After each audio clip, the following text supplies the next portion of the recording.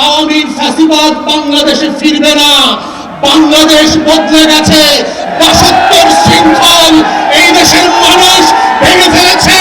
সেই ৭২ ফিরবে না। যেই দেশে পালিয়েছেন এবং আগামীতেও যাদের পালানো লাগতে পারে, তাদের ভিতরে কোনো শিক্ষার সম্পর্ক দেখতে পাচ্ছি না।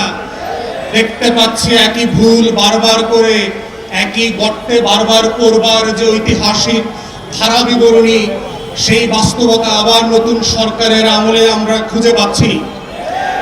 বাংলাদেশের জনগণকে বোঝা দরকার, আজকে সীমান্ত হত্যা, কুশিনের নামে যা যা চলছে, অথবা বাংলাদেশে একজন প্রতিমন্ত্রীর মর্যাদায় উপদেষ্টাকে যে ব্যবহার এবং হেনস্থা করা হয়েছে, এটা নতুন কোনো ঘটনা না। আমরা গত দশকের পর দশক থেকে দেখেছি বাংলাদেশের নাগরিকরা পড়ালেখা হোক, ট্রানজিট হোক আর চিকিৎসা হোক, ভারতের বিভিন্ন বন্দরে, সেটা স্থল সীমান্ত হোক আর বিমানবন্দর হোক, প্রত্যেক জায়গাতে এই ধরনের অপমানজনক আচরণের শিকার হয়েছে। শুধুমাত্র এবার জানতে পেরেছেন কারণ বাংলাদেশের পতাকাবাহী একজন ব্যক্তিকে এই অসম্মান করে ফেরত পাঠানো হয়েছে বলে। আমরা বাংলাদেশের বর্তমান সরকার এবং ভারতবর্ষ যারা শাসন করছেন, আপনাদেরকে স্মরণ করিয়ে দিতে চাই, আপনাদের দালাল দাস আওয়ামী ফ্যাসিবাদ বাংলাদেশে ফিরবে না। বাংলাদেশ বদলে গেছে। ৭২ শৃঙ্খল এই দেশের মানুষ ভেঙে ফেলেছে। সেই ৭২ ফিরবে না।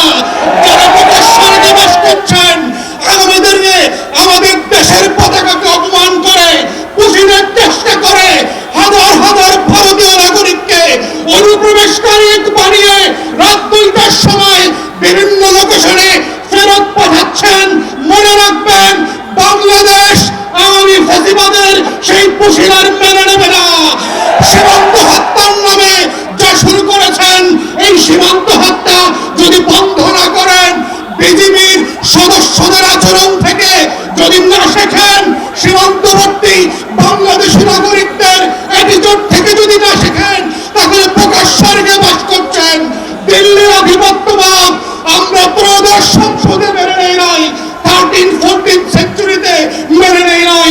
বাংলার শাসকদের, দিল্লির শাসকদের পরাজিত করবার ইতিহাস আছে। শিক্ষা নিয়ে ব্যবস্থা নেন, আপনার ফরেন পলিসি চেঞ্জ করেন। আমরা firmly respectful to your territorial integrity. আমাদেরকে বাধ্য করবেন না দ্বিপাক্ষিক প্রতিবেশী সুলভ সেই সম্পর্ক থেকে একটা হস্টাইল রিলেশনশিপে আসতে, এবং এর পুরো দায় ভারতবর্ষের এবং দিল্লির সরকারের। বাংলাদেশ সরকারকে বলবো, চোখে চোখ রেখে কথা বলেন।